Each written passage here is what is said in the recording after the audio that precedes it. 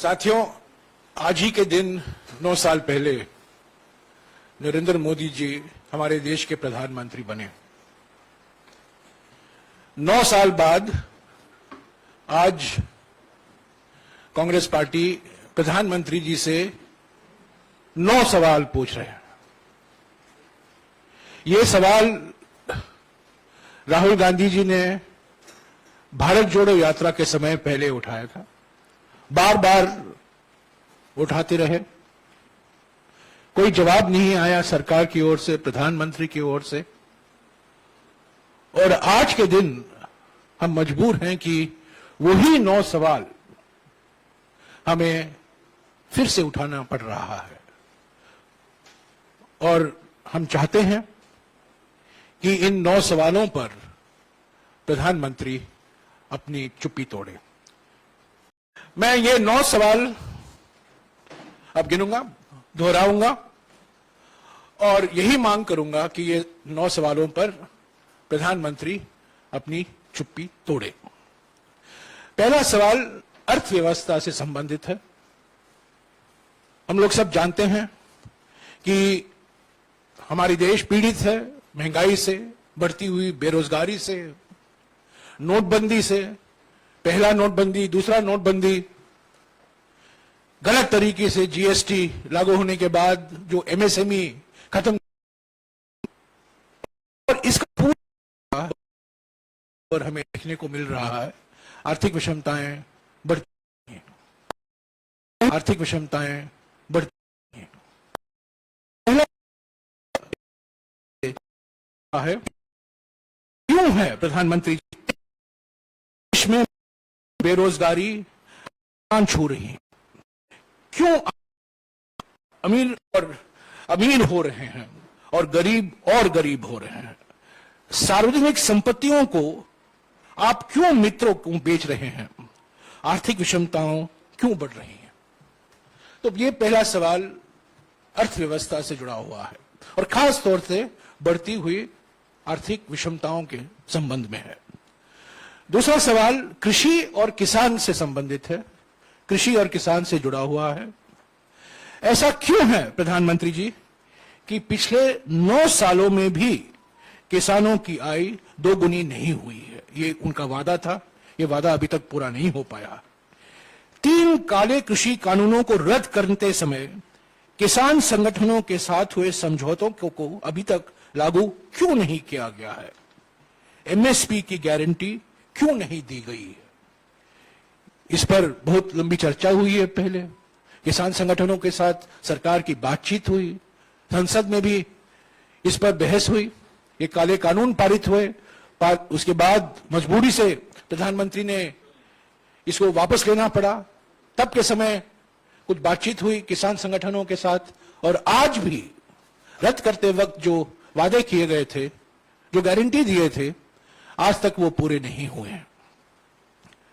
तीसरा सवाल प्रधानमंत्री से, ये तीसरा सवाल पिछले 3-4 महीने से हम कर रहे हैं।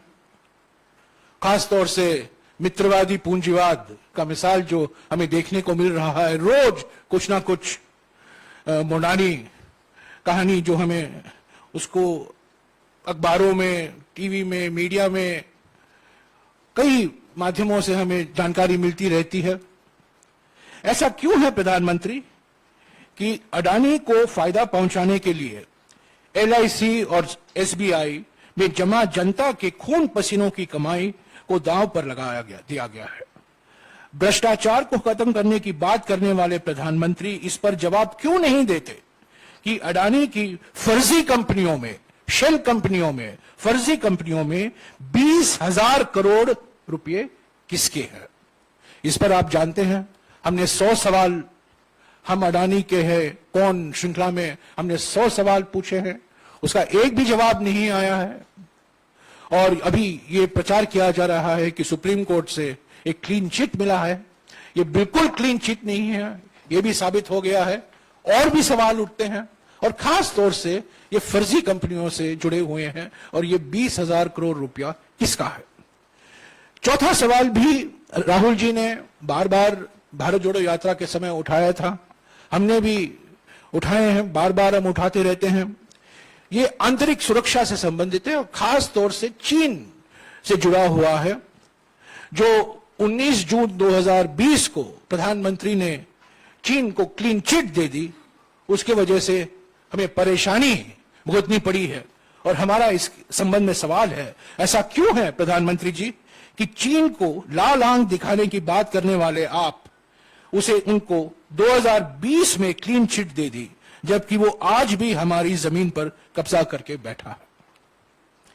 पांचवा सवाल, अभी आप देख रहे हैं मणिपुर में क्या हो रहा है, एक वो अभी नया मिसाल है। और भी राज्यों में ध्रुवीकरण फैलाया जा रहा है, हिंसा फैलाया जा रहा है। सामाजिक सद्भाव जो बिगड़ा है, सामाजिक सद्भावना जो बिगड़ा है, उस पर यह सवाल है, ऐसा क्यों है प्रधानमंत्री जी कि चुनावी फायदे के लिए जानबूझकर बंटवारे की राजनीति को हवा दी जा रही है और समाज में डर और माहौल बनाया जा रहा है। एक तरफ राजनीतिक विरोधियों के खिलाफ डर और धमकी और दूसरी तरफ समाज में अलग अलग धर्म, अलग अलग जाति, अलग अलग भाषा, अलग अलग प्रांत में बंटवारे की राजनीति का उपयोग किया जा रहा है अपनी राजनीतिक मकसद के लिए।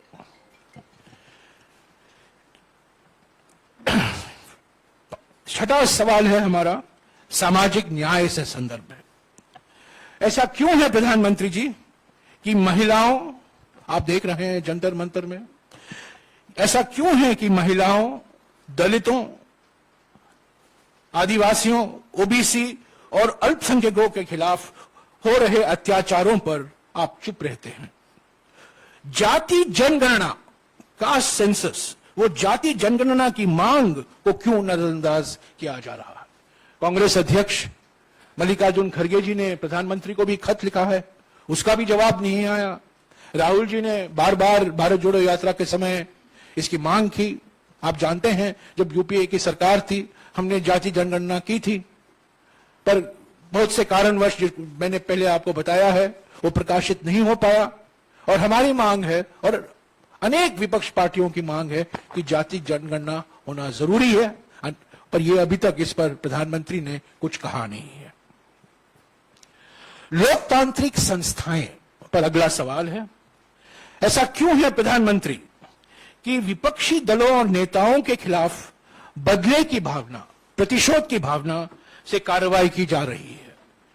क्यों जनता द्वारा चुनी हुई विपक्षी दलों की कई सरकारें गिराई गई हैं?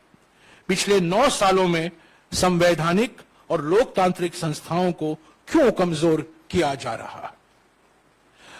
आठवां सवाल, जन कल्याण की योजनाएं, मिसाल के तौर से महात्मा गांधी नरेगा। ऐसा क्यों है प्रधानमंत्री कि बजट में कटौती करके मनरेगा जैसे जन कल्याण की योजनाओं को कमजोर किया गया है? गरीब, आदिवासी एवं जरूरतमंदों के सपनों को क्यों आप कुचला जा रहा है? और हमारा अंतिम सवाल, प्रधानमंत्री को हम याद दिलाना चाहते हैं, कोरोना मिसमैनेजमेंट आज हम भूल गए हैं, पर एक समय था कोरोना महामारी से सारा देश पीड़ित था। ऐसा क्यों है प्रधानमंत्री कि कोरोना के कारण और खास तौर से कोरोना मिसमैनेजमेंट के कारण, कुप्रबंध के कारण 40 लाख लोगों ने अपनी जान गंवाई। 40 लाख लोगों की मौत के बाद भी उनके परिवारों को मुआवजा देने से मना कर दिया गया। क्यों अचानक लॉकडाउन करके लाखों कामगार साथियों के घर को घर जाने के लिए मजबूर किया गया और उन्हें उनके हाल पर छोड़ दिया गया? तो साथियों, ये 9 सवाल हैं, 9 साल के 9 सवाल, भारत जोड़ो यात्रा के 9 सवाल, राहुल जी के 9 सवाल, हमारे कांग्रेस अध्यक्ष के 9 सवाल, कांग्रेस पार्टी के 9 सवाल और देश की जनता का 9 सवाल। तो ये 9 साल हैं, 9 सवाल हैं और प्रधानमंत्री को, खास तौर से प्रधानमंत्री को चुप्पी तोड़ने की अभी वक्त आ गया है और जरूरी है।